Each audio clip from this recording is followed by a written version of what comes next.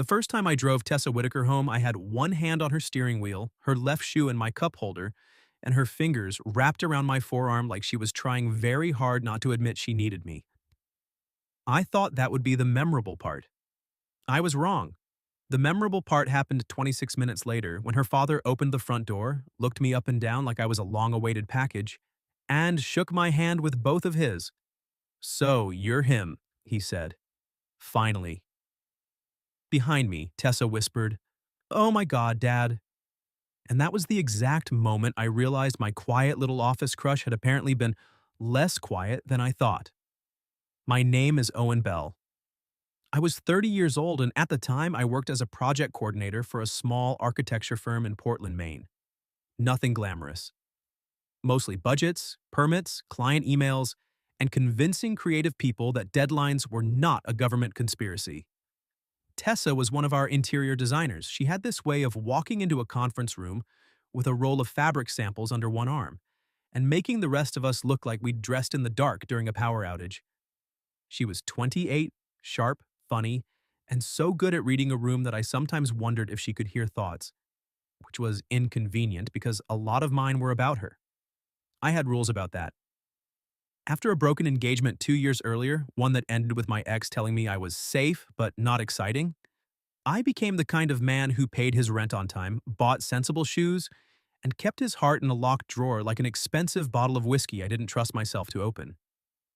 Tessa made that difficult. She'd lean over my desk to point at a floor plan and smell faintly like vanilla and black coffee.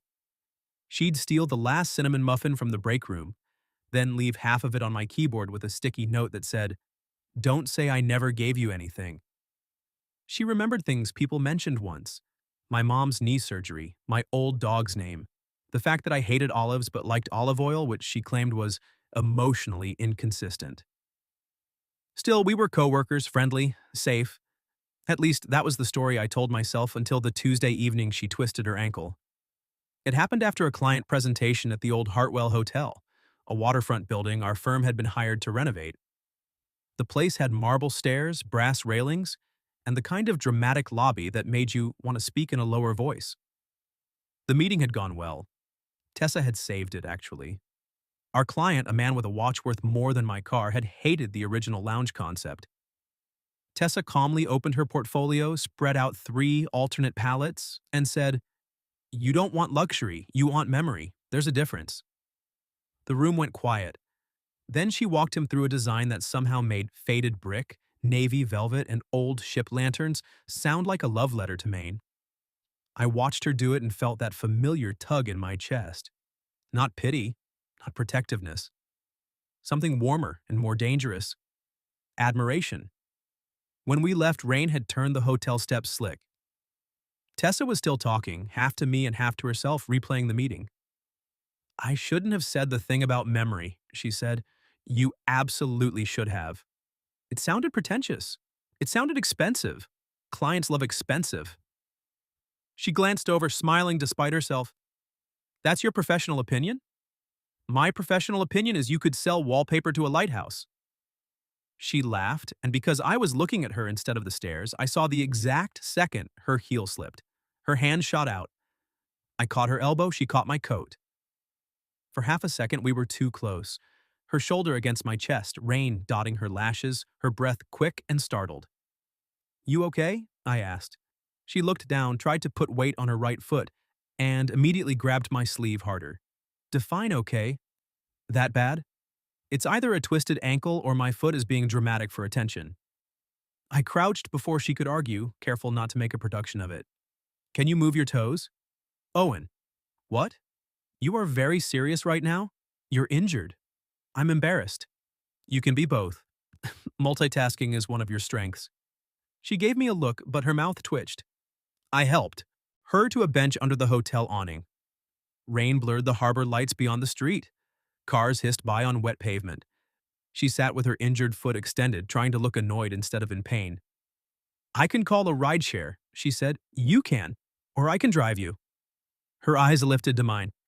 "You don't have to." "I know." That landed differently than I meant it to. A little silence opened between us. She tucked a strand of damp auburn hair behind her ear. I'm not great at being helped. I've noticed. I'm excellent at giving help. I've noticed that too. Her smile softened, and for a second the whole city seemed to quiet down around us. Then she ruined it because Tessa Whitaker had a gift for self-defense through sarcasm. If you drive me home, you have to promise not to judge my car. I'm driving your car? My house is out past yours. If you drive me in your car, I'll have to get mine tomorrow. You want me to drive your car. I want you to experience character development. Her car was a 12-year-old Subaru with a cracked phone mount, 3 reusable grocery bags in the back, and an emergency umbrella that looked like it had survived combat. The driver's seat was set so close to the wheel I nearly folded myself in half getting in. Tessa watched me adjust it and laughed. You're very tall in my tiny kingdom. I feel like I've broken into a dollhouse. Respect the kingdom, Belle. I looked over at her. She had her injured foot propped carefully, her coat bunched around her, and a stubborn little wrinkle between her eyebrows. Even hurt, she was trying to keep the mood light. So I did too. Yes, Your Majesty. She smiled out the windshield, but not before I caught the color rising in her cheeks. The drive should have been simple. 20 minutes, maybe 30 with rain. But there was something strangely intimate about being in her car, surrounded by small evidence of her life. A blue scarf in the back seat, a parking receipt from a botanical garden, a paper bag from a bakery I liked but had never told her about. You go to Miller's? I asked, nodding toward it. She followed my gaze. Sometimes. They have the best maple scones. I know. You know? She looked out the passenger window. You mentioned it once. I glanced at her. She kept her face turned away, but her reflection in the glass gave her up. She was smiling. Something shifted in me then. Not loudly, not dramatically, just enough to make my next breath feel unfamiliar. The sensible thing would have been to let it pass. Naturally, I did not. You remember my bakery order? I remember lots of useless things. That feels less useless than most of my college degree. She laughed quietly. Then her phone buzzed in her lap. She checked it and made a face. My dad, she said. He worried? He's retired. Worrying is his hobby. She typed with both thumbs, then winced when the car hit a pothole. You should tell him you're hurt, I said. I told him I twisted my ankle. And? Annie replied with 3 exclamation points and a question about whether I had married a doctor yet. Efficient. That man has been trying to marry me off since I turned 25. Last month he suggested his dentist. Good teeth? Excellent teeth. No personality. Tragic. She looked at me sideways. You're enjoying this. A little. Don't. If he's home when we get there, he'll interrogate you. I've handled zoning boards. I can handle one retired dad. Tessa made a sound that was not quite a laugh. What? I asked. Nothing. Tessa. She shifted in the seat, suddenly more interested in the rain on the windshield. He knows who you are. I kept my eyes on the road, but my hands tightened slightly on the wheel. Because we work together? Sure. That was not convincing. He asked about my job. I mentioned people. People? Yes. Do all people get named individually? She turned toward me, her expression caught between amusement and panic. You are awfully curious for a man who claims to be emotionally low maintenance. I have never claimed that. No, you just perform it. That hit closer than I expected. I looked at her then, just for a second. She seemed to realize she'd said something true because her voice softened. Sorry. Don't be. The rest of the drive felt different. Not awkward. Just charged like a room after lightning. By the time I pulled into the driveway of a modest blue Cape Cod with warm lights in the windows, my pulse was doing something unreasonable. Tessa sat up straighter. Okay, before we go in, 2 things. We're going in? I can't hop up the porch steps alone, and if my dad sees you abandon me in the driveway, he'll assume you were raised by wolves. Fair. Second, he is enthusiastic. About dentists? About me not being alone forever. I turned off the engine and looked at her. Rain tapped gently against the roof. Her face was soft in the dashboard light. her eyes more vulnerable than I'd ever seen them at work. "You're not alone forever," I said. The words came out quieter than I intended. She looked at me for a long moment. "No," she said. "I guess not tonight." I got out before I could say something that would make Monday's staff meeting impossible. I came around, opened her door, and offered both hands. She took them. Her fingers were cold from the rain, but her grip was steady. When she stood, she swayed into me. I held her by the waist for half a second, just long enough to feel the shape of her breath, just long enough for both of us to notice that neither of us moved away quickly. "You okay?" I asked again, uselessly. Her eyes flicked to my mouth, then back up. "I'm getting there," she said. That sentence stayed with me all the way to the porch. I had one arm around her back, hers looped over my shoulders. We moved slowly, step by careful step. By the time we reached the door, she was laughing under her breath. "What?" I asked. "You smell like cedar. My soap has aspirations. I like it." I nearly missed the top step. Before I could recover like a dignified adult man, the front door swung open. A tall, older man with silver hair and wireframe glasses stood there in a flannel shirt, holding a dish towel. His eyes went first to Tessa's ankle, then to my arm around her, then to my face. His expression changed. Not surprise, recognition. He stepped forward and took my free hand. "So you're him," he said warmly. "Finally." Tessa froze against me. "Dad?" she said, and there was a warning in it. But her father only smiled wider. "I'm Daniel Whitaker," he said. "Come in, Owen.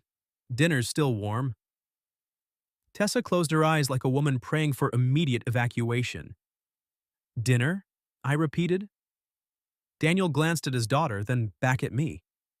"Well," he said, lowering his voice as if he were sharing a family secret, "when my daughter texts me that Owen is bringing her home, I know better than to set only 2 plates." Tessa's hand tightened on my shoulder, and just as I helped her across the threshold, Daniel looked at her and said, "Honey, should I not mention the note you wrote about him? Or are we finally done pretending?" Tessa made a sound I had never heard from her before.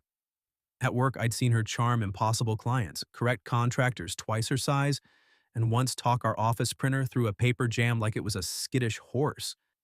She was never rattled. Now she was standing in her father's entryway on one foot, clinging to my shoulder, bright red from her throat to her hairline. "Dad," she said, "there is no note." Daniel Whitaker blinked innocently. "Oh, my mistake. Maybe I imagined the folded piece of stationery on your kitchen counter that said, 'Owen Bell is unfairly.'" "Dad." "Kind," he finished, much too pleased with himself. I looked down at Tessa. She refused to look at me. Unfairly kind. I had been called responsible, dependable. Once, by a woman breaking my heart, basically a human seatbelt. But unfairly kind was new. It also did something dangerous to me. Daniel stepped back to let us in. "Let's get ice on that ankle before my daughter combusts." "I am already combusting," Tessa muttered. Her father's house smelled like garlic, lemon, and warm bread. It was cozy in a way my apartment wasn't, full of framed family photos, old books, and a gray cat who looked at me like I'd arrived late to an appointment. "This is Admiral," Tessa said as I helped her toward the living room. The cat narrowed his eyes. "Does he outrank me?" I asked. "Everyone outranks you in this house, right now." "That seems fair." She laughed despite herself, and the sound loosened the knot in my chest. I got her settled on the couch with her foot propped on 2 pillows. Daniel appeared with an ice pack, a towel, and the focused expression of a man who had been waiting years for a chance to supervise romance under the pretense of first aid. "I can do it," Tessa said, reaching for the ice. I took it from him first. "May I?" Her hand paused. That tiny question changed the air between us. I hadn't meant it to, but it did. Her eyes softened. "Yes," she said. "You may." I wrapped the ice pack in the towel and eased it around her ankle. Her skin was warm beneath my fingers. She inhaled quickly but didn't pull away. "Too tight?" I asked. "No."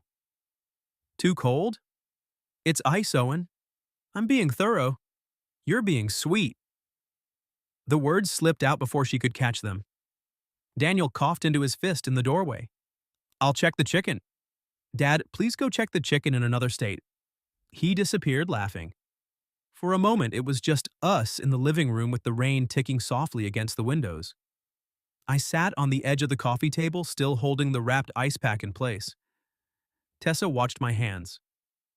I'm sorry about him, she said. I like him. You would. He's weaponized friendliness. He made dinner. He made a trap. I've been in worse traps. Her mouth curved. Have you?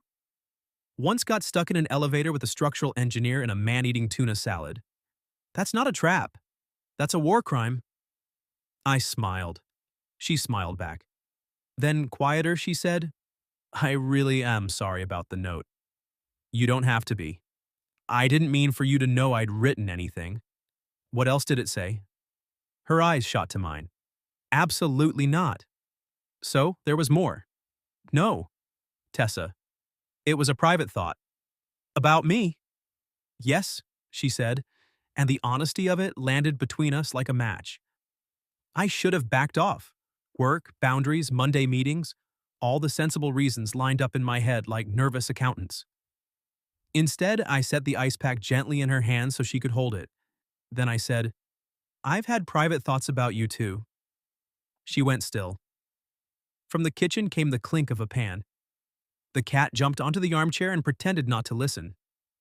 Tessa's voice was careful. What kind of thoughts? The kind I told myself not to have. Her fingers tightened around the towel. I looked at her then, really looked. Not as a coworker across a conference table, not as a friend who shared muffins and inside jokes, as a woman I wanted.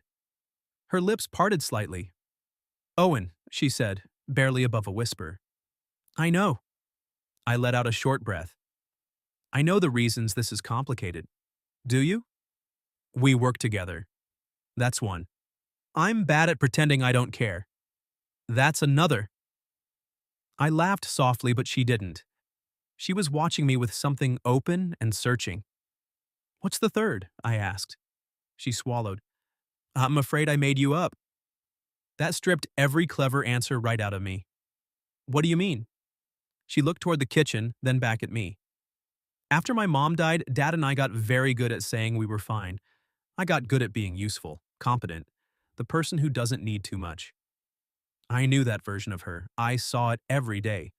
I'd admired it without realizing how heavy it might be. And then you showed up, she said, holding doors, remembering deadlines, bringing me coffee when I hadn't asked, acting like being steady was just normal. I kept thinking no one is actually like that. I must be inventing half of him. My throat tightened. Tessa. She looked embarrassed now, but she didn't retreat. So, yes, I wrote a note. Because sometimes I need to put thoughts somewhere before they eat me alive. It wasn't meant to become a family announcement. I reached for her hand slowly, giving her time to pull away. She didn't. Her fingers slid into mine. I had touched her twice that night because she was hurt. This was different. This was choice. I'm not half-invented, I said. I'm just quieter than is probably healthy. A small laugh escaped her, watery at the edges. I like quiet, she said. I like being the person you call. I didn't call you. You volunteered. I like being the person you let volunteer. Her thumb moved against mine once, almost absent-mindedly, and it made my heart kick hard enough to embarrass me. Daniel chose that exact moment to lean around the doorway. Dinner in 5. Owen, do you eat asparagus? Tessa closed her eyes. Please say no, so this ends. I eat asparagus, I said. Traitor, she whispered. Daniel beamed. Wonderful. Dinner was not a trap. It was worse. It was nice. Daniel made roast chicken with lemon, potatoes crisp at the edges, and asparagus I praised because I had apparently chosen a side. Tessa sat beside me at the old oak table, her injured foot propped on a spare chair, our knees occasionally brushing beneath the table. Each time it happened, she glanced at me. Each time neither of us moved away first. Daniel told stories about Tessa as a child. Tessa threatened to replace his coffee with decaf. Admiral stationed himself under my chair and accepted tribute in the form of chicken. It felt absurdly like belonging. At one point, Tessa reached for the salt and winced. I passed it to her before she asked. She looked at me and said, "See? Unfair." I smiled. "I'm trying to be fair." "You're failing." "Good." Her cheeks went pink again, but this time she didn't look away. After dinner, Daniel insisted on doing the dishes alone. "Doctor's orders," he said, though no doctor had been consulted. Tessa and I ended up back in the living room, the lights low, rain softening the windows. I helped her settle onto the couch again, and when I started to move to the armchair, she caught my sleeve. "Don't sit over there." It was not dramatic, not coy, just honest. So I sat beside her, close enough that her shoulder brushed mine. For a while we said nothing. Her hand rested between us on the cushion. Mine rested beside it. Eventually her pinky touched mine. "Is this a terrible idea?" she asked. "Probably." "Because of work?" "Partly." "Because you're scared?" I turned my head. She was already looking at me. "Yes," I said. Her expression softened. "Me too." That should have made me cautious. Instead, it made me brave. "I don't want to pretend tomorrow that tonight didn't happen," I said. "Good," she whispered, "because I don't think I can." I looked down at her mouth. She noticed. This time, she didn't hide. "Tessa," I said, "if I kiss you, your dad might come in with dessert and a trumpet." Her laugh broke softly against my shoulder. "Then you better be quick." So I leaned in. It was a gentle kiss, barely more than a question. Her hand came up to my jaw warm and certain, and she answered by kissing me back. No thunder, no movie music, just rain, her breath, and the terrifying knowledge that something I had been denying for months had finally stepped into the light. When we parted, she stayed close. "Still unfair," she murmured. I smiled against her temple. "You can write that down later." From the kitchen, Daniel called, "I found pie." Tessa dropped her forehead to my shoulder. "We can never tell him." "He already knows." "Yes," she said, sliding her fingers through mine again. "But let's make him suffer for details." By Monday morning, Tessa's kiss had become a problem. Not because I regretted it, because I remembered it too well. I remembered the soft catch of her breath, the way her fingers had rested at my jaw like she was both asking and answering, the way she'd smiled afterward, forehead against my shoulder, while her father loudly pretended not to hover in the kitchen with pie. I had driven home that night with the taste of apple cinnamon on my tongue and my heart acting like it had been given caffeine and a second chance. Then came Sunday. Sunday was texting. It started practical. "Tessa, ankle is purple, very fashionable." "Me? Does it match your throw pillows?" "Tessa, nothing matches my throw pillows, that's the point." Then it became less practical. "Me, how's Admiral?" "Tessa, disappointed you left." "He sat by the door for 10 minutes. Me, I made an impression." "Tessa, don't get smug. He also loves rubber bands." Then, at 9:42 p.m., it became dangerous. "Tessa, I keep thinking about the couch. I stared at my phone so long the screen dimmed." Me too." 3 dots appeared, vanished, appeared again. "Tessa, I don't want Monday to make us cowards." That was Tessa. One clean sentence, straight through the ribs. Me. "It won't. I meant it when I typed it." Then Monday arrived wearing fluorescent lights and HR policies. At 8:17, I walked into the office holding 2 coffees from Miller's Bakery and found Tessa already at her desk. One ankle wrapped, one flat shoe on, looking like every soft thing from Saturday night had been locked behind professional eyeliner. She looked up. Our eyes met. For one horrifying second, I forgot how to be normal in public. Then she smiled. Not the office smile, not the client smile, the couch smile. I nearly spilled both coffees. "Morning, Bell," she said. "Tessa." Her gaze dropped to the paper cups. "Is one of those an apology?" "For what?" "For making me think about you all Sunday." I froze.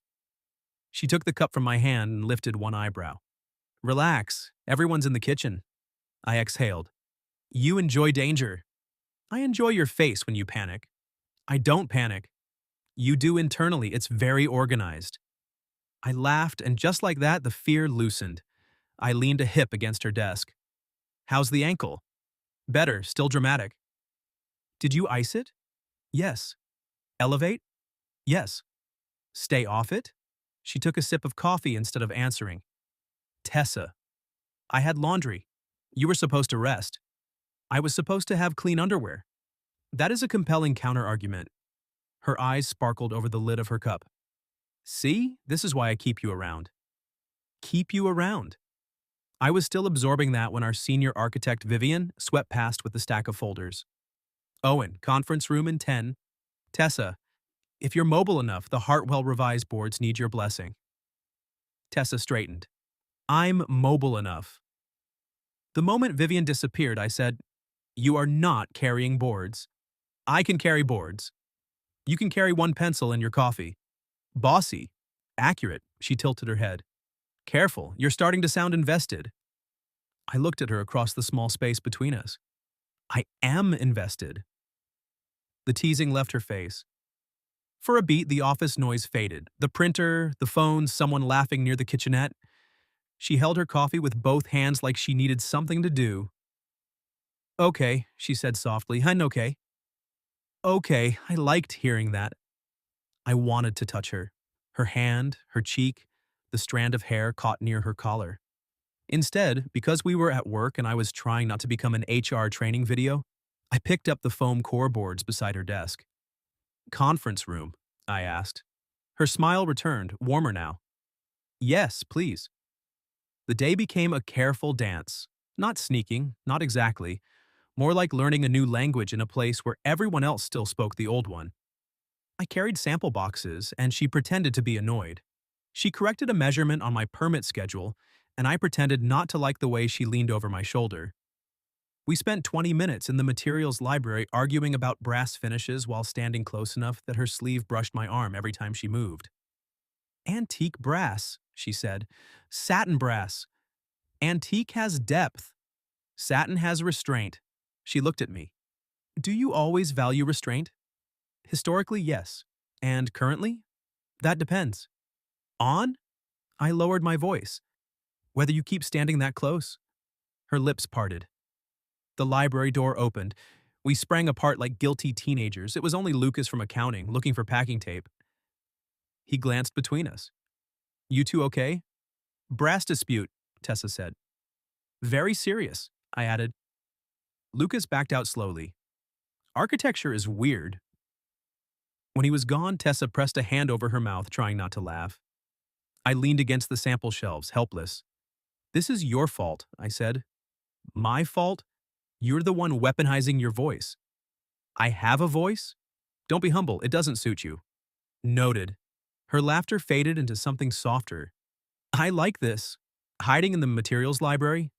No, us. She took one careful step closer, her limp barely there now. Even the awkward parts. I looked at her and felt the locked drawer in my chest give another inch. I like us too. Us. We both heard it. Her smile trembled at the edges, then she said, Are we allowed to say that yet? I think we just did. At lunch, we walked slowly to the sandwich place around the corner. It wasn't a date, technically. It was 34 minutes between meetings with takeout wrappers and plastic cups. It felt like a date. We sat at the small counter by the window, rain clouds gathering again over the street. Tessa stole a pickle from my plate without asking. You realize, I said, that's a significant boundary violation. You brought me coffee. We're past boundaries. Dangerous legal theory. I stand by it. You're barely standing at all. She kicked my shoe gently with her good foot. Rude. I smiled and then watched her unwrap her sandwich with careful fingers. Can I ask you something? Only if I can avoid answering with humor if needed. Deal. I hesitated. Saturday night, your dad said, finally. How long has he known about me? She looked out the window. Long enough, apparently. Since the winter gala, she said. The one where the caterer dropped shrimp on Martin's shoes? That's the one. That was 4 months ago. I know. What happened at the gala?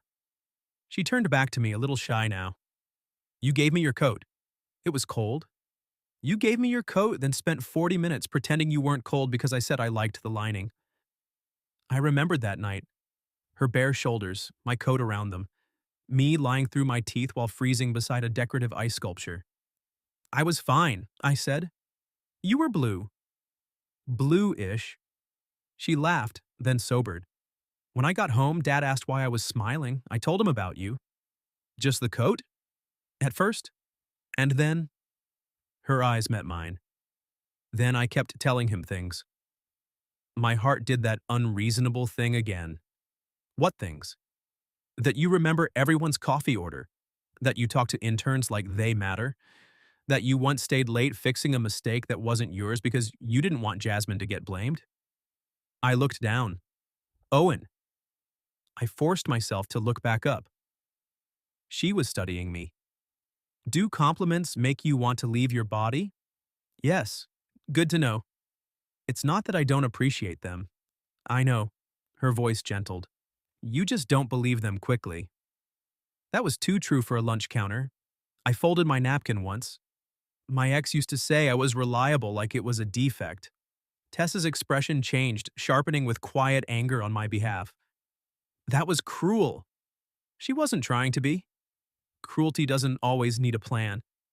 I let out a breath. I think I've been trying not to bore anyone ever since. Tessa reached across the narrow counter and put her hand over mine. It was public. Small. Undeniable. You don't bore me, she said. You calm me down and wake me up at the same time. It's extremely inconvenient. I turned my hand beneath hers and laced our fingers together. Good, I said. I'd hate to be convenient. She smiled, but her eyes were bright. We stayed like that until our phones buzzed within seconds of each other. Vivian. Client moved Hartwell review to 2 o'clock. Need both of you. Tessa groaned. Romance interrupted by navy velvet. At least it has depth. She narrowed her eyes. Don't start. Back at the office, the meeting went well until Martin, our firm's managing partner, paused over the budget sheet and frowned. These vendor numbers don't match the estimate, he said. I leaned forward. They did Friday. Tessa's shoulder brushed mine as she reached for the folder. Let me see. For 10 minutes, the room became all business. Numbers, timelines, substitutions. The discrepancy wasn't catastrophic, but it was messy enough to keep us late. By 6:30, the office had emptied. Tessa sat beside me in the conference room, shoes off, injured ankle propped on a chair while we compared invoices. This is not how I imagined our first evening alone after kissing, she said. I looked up. You imagined it? She did not blush this time. Several versions. My pen stopped moving. Tessa. What? You confessed private thoughts. I'm being collaborative. I pushed the invoice aside. Come here. She blinked. I'm injured. You're 3 feet away. With dignity? Preferably. She rolled her chair toward me, slow and ridiculous, until our knees touched. I caught the armrests and tugged her the last inch closer. Her smile faded. I cupped her cheek. I want a real date. Her hand closed around my wrist. Define. Real. No invoices. No pretending lunch doesn't count. No fathers with pie. That last one may be difficult. Saturday night, I said. Dinner, just us. Her gaze dropped to my mouth, then lifted. Yes. Yes? Yes, Owen. I choose the inconvenient, unfairly kind man with the dangerous voice.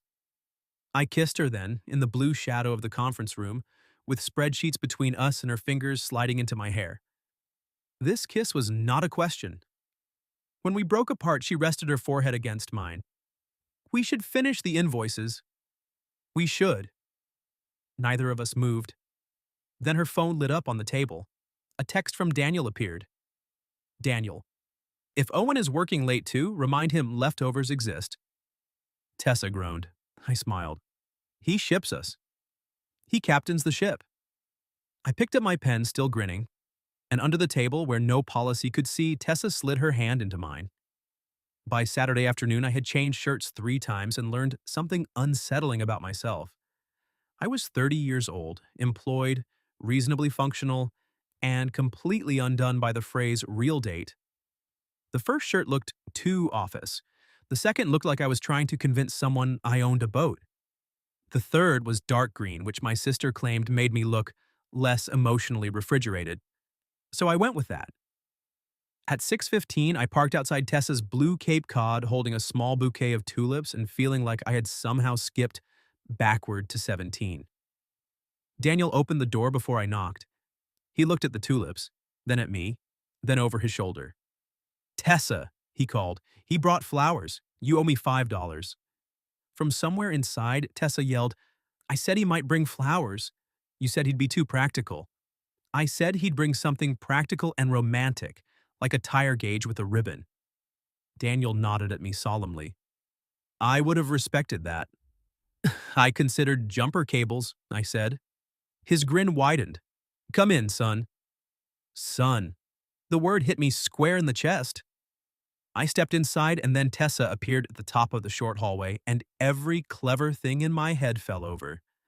She wore a deep blue dress with tiny buttons down the front, soft sleeves, and ankle boots that looked supportive enough to satisfy me and pretty enough to satisfy her. Her hair was down. Her mouth curved when she saw the flowers. "Hi," she said.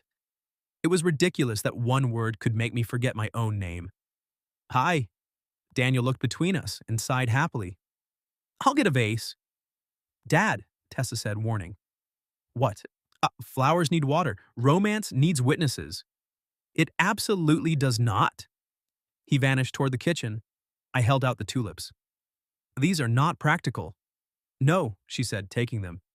"They're very unfair." "You keep using that word. You keep earning it." Her fingers brushed mine around the stems. Instead of letting go right away, she hooked one finger around mine and tugged me a step closer. "Also," she said softly, "green was the right choice." I looked down at my shirt, then back at her. My sister will be unbearable. Tell her she has excellent taste. I won't survive that. Tessa smiled, and then, before Daniel could return with commentary, she lifted onto her toes and kissed me. Not long, not dramatic. Just enough to say, "I'm happy you're here." Just enough to make me want to stay. Dinner was at a small place near the harbor where the tables were close. The candles were real, and the menu used words like reduction without apology. Tessa claimed the seat facing the windows. "So I can watch the water," she said. "You mean so you can watch me try to pronounce the specials?" "That too." Her ankle was better, though she still moved carefully. I tried very hard not to fuss. I failed exactly twice. The second time, when I asked if she wanted the chair with more legroom, she leaned across the table. "Owen." "Yes?" "I like that you care, I do. But if you treat me like antique glass all night, I'm going to stab you with a tiny fork." I sat back. Clear feedback. "I'm not fragile." "I know. Do you?" I looked at her in the candlelight. The question beneath the question was not about her ankle. "I know you're strong," I said. "I'm trying to learn that caring for you doesn't mean hovering." Her face softened. "Good answer. I prepared several." "Of course you did." The waiter came. We ordered scallops, steak, roasted carrots, and one dessert to split later because Tessa said sharing dessert was either romantic or a test of character. Over dinner, we talked about everything except work for almost an hour. Her mother, Elise, had been a librarian who labeled leftovers and cried at documentaries about birds. My father had taught high school history and still sent me articles about Roman roads. Tessa had once wanted to design theater sets. I admitted I played piano badly, but earnestly. "Badly how?" she asked. "Confidently wrong. That's my favorite genre." I told her about my broken engagement because it felt dishonest not to. I kept it brief, but Tessa listened like she had all the time in the world. When she left, I said, turning my water glass in my hands, "I think I decided wanting too much made me easy to disappoint. So I became very reasonable." Tessa rested her chin on her hand. "Reasonable looks lonely on you." I swallowed. She reached across the table, palm up. I took her hand. There, in a crowded restaurant with silverware chiming and strangers laughing around us, she threaded her fingers through mine like it was the most natural thing in the world. I don't need you to be exciting instead of steady, she said. I want the steady man. I also want the man who kissed me in a conference room like he forgot there were invoices on the table. Heat climbed my neck. I did forget. I know. Her thumb stroked mine. It was excellent. I laughed, low and helpless. After dinner, we walked slowly along the harbor. The air smelled like salt and rain coming later. Tessa's hand found mine before we reached the first street lamp. I didn't ask if she was cold. I put my arm around her shoulders and she leaned into me like she'd been planning to. Better, she murmured. Not hovering? This is acceptable hovering. We stopped near the railing. Boats rocked black against the dark water. Her cheek rested briefly against my shoulder. I was nervous tonight, she admitted. You? The woman who told a millionaire he didn't understand memory? Clients are easy. You matter. There it was again. Her gift for taking the floor out from under me. I turned toward her. You matter too. I know. Then she smiled faintly. I'm practicing believing that. I brushed my knuckles along her cheek. How's it going? Better tonight. I kissed her under the harbor lights, slow this time, with no father in the kitchen and no office door waiting to open. Her hands slid beneath my jacket, warm at my waist, and when she sighed against my mouth, I felt something inside me stop bracing for impact.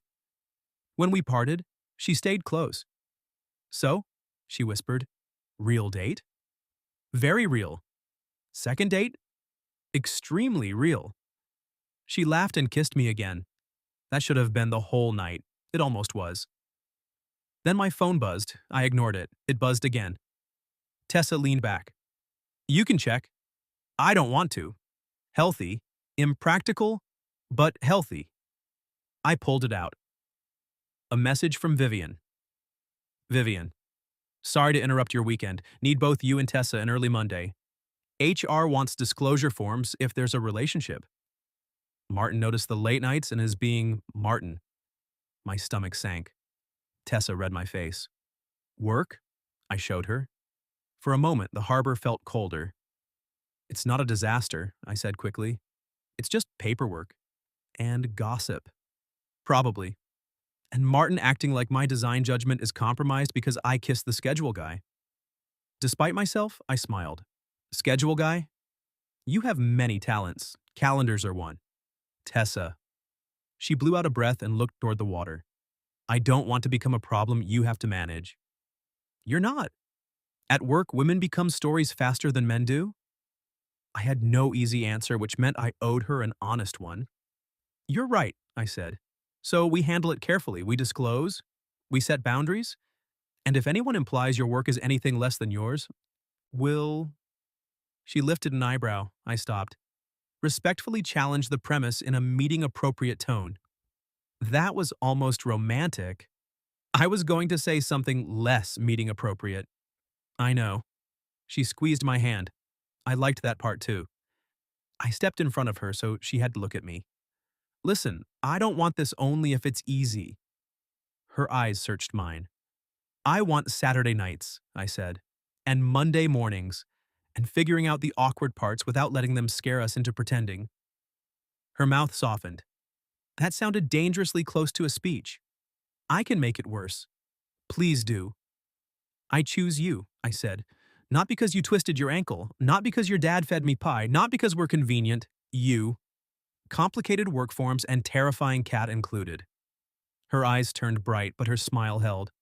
Admiral is not terrifying. He judged my shoes. He judges everyone's shoes. Tessa.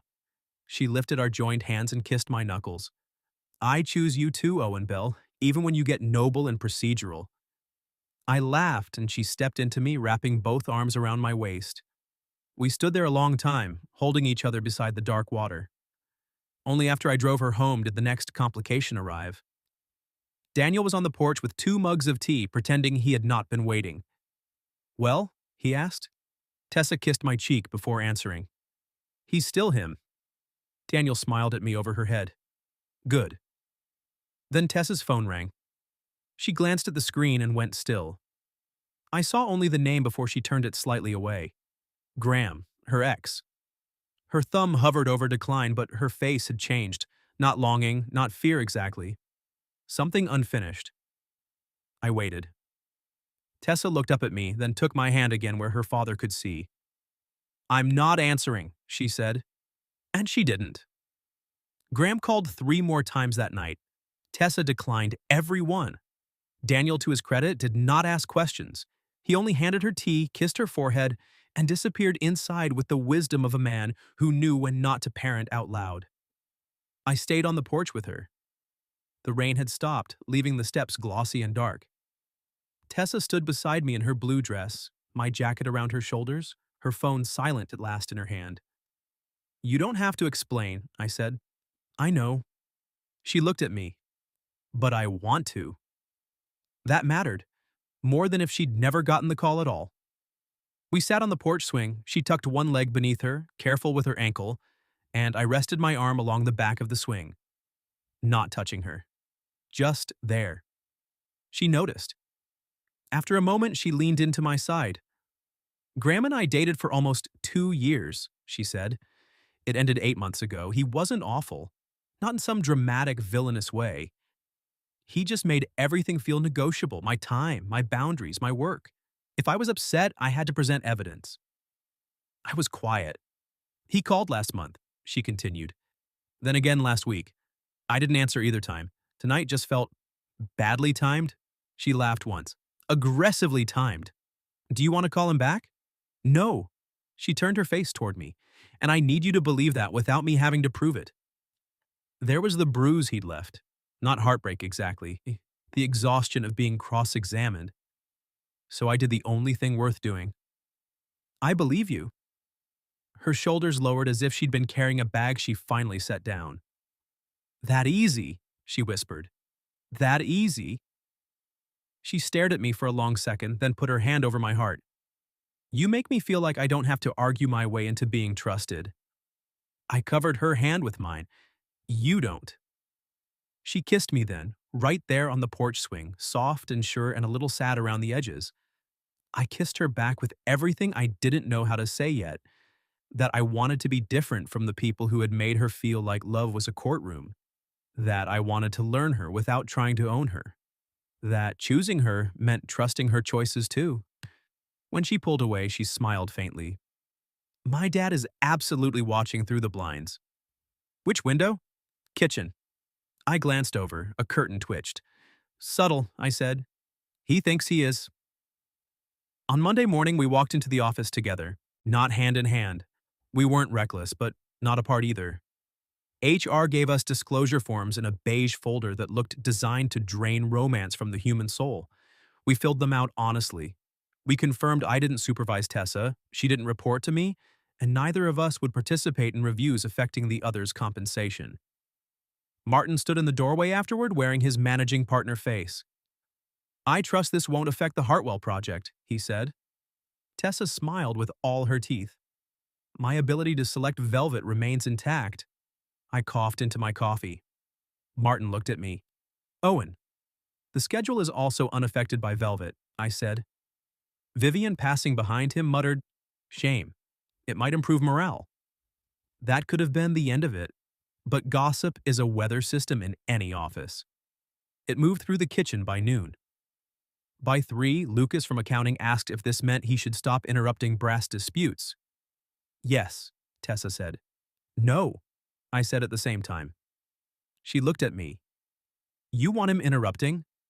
I want plausible deniability. You kissed me in a conference room. I said plausible, not strong. For 2 weeks it was awkward. Then it wasn't. We learned. At work we were careful, professional, occasionally terrible at not smiling.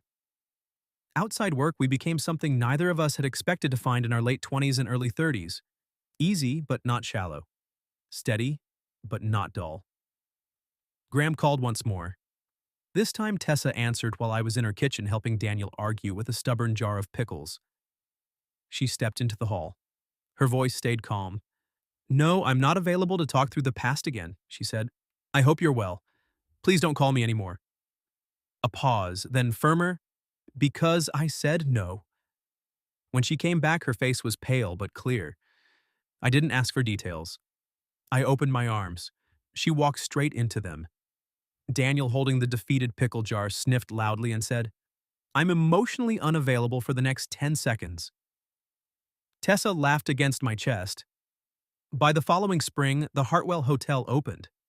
The lounge looked exactly like Tessa had promised. Navy velvet, old brick, ship lanterns glowing warm against the walls. Luxury, yes, but memory too. At the opening party, I watched her stand beneath the amber light while the client praised her work to anyone who would listen. She found me across the room and raised one eyebrow, as if to say, well? I lifted my glass. Unfair, I mouthed. She grinned. Later, when the speeches were over and the crowd had thinned, we slipped out to the hotel steps where she had twisted her ankle months earlier. The marble was dry this time. Tessa looked down at the spot and shook her head. Hard to believe the stair tried to ruin my life. Interesting interpretation. It injured me. It introduced you to my driving. It exposed me to my father's matchmaking. It got you dinner. It got me you, she said. The harbor wind moved through her hair. For a second, I could see every version of us at once. Her hand gripping my forearm in the rain, Daniel opening the door, the porch swing, the HR forms, the quiet mornings with coffee, the loud dinners with her father, Admiral eventually deciding my shoes were acceptable. I took her hand. You got me before the stair, I said. I was just slow. Very slow. I'm steady? You are. She stepped closer. And exciting. That word, once used against me by someone else, landed differently in her mouth, like a blessing instead of a verdict. I kissed her on the hotel steps, in the exact place where everything had started moving. 6 months later, I moved into the Blue Cape Cod temporarily while my apartment lease ended, and somehow never moved back out. Daniel claimed he needed help with gutters. Admiral claimed my side of the bed. Tessa claimed the rest of me. A year after that night, I proposed in the Hartwell Lounge under the old ship lanterns, with a maple scone hidden badly in my coat pocket because romance, according to Tessa, should always include snacks. She said yes before I finished the sentence. Daniel cried. Vivian pretended not to. Lucas asked if the engagement affected brass disputes. And Tessa, my unfairly kind, inconvenient, brilliant Tessa, slipped the ring onto her finger and whispered, finally. Sometimes love doesn't arrive as thunder. Sometimes it arrives as a twisted ankle, a borrowed car, a father at the door who already knows your name, and a woman brave enough to stop pretending she hasn't been choosing you for months. What would you have done if you drove your coworker home after she got hurt and her dad opened the door saying, so, you're him? Finally? Have you ever experienced something similar where someone's family knew about a crush before you did? Tell me your story in the comments. If you like this one, leave a like, subscribe, and I'll see you in the next video.